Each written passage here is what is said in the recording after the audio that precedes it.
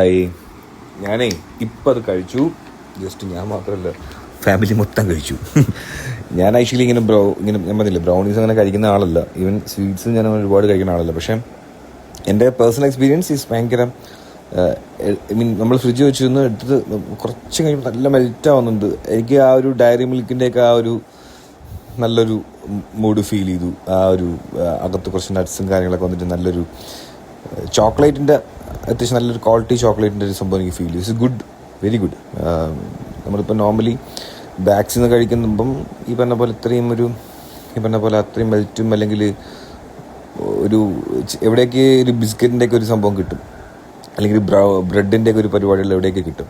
ഇതങ്ങനെ തോന്നാതെ ഒരു നോർമൽ ഒരു ചോക്ലേറ്റ് കഴിക്കുന്ന ആ ഒരു ഫീൽ എനിക്ക് കിട്ടി. അതിപ്പോൾ ഞാൻ റിയലായിട്ടുള്ള സംഭവം എടുത്ത് വെച്ചേക്കണേ. It's nice. എനിക്കെന്ത് തോന്നി അതുപോലെ ഞാൻ പറഞ്ഞിട്ടുള്ളൂ. ഇപ്പം ഞാൻ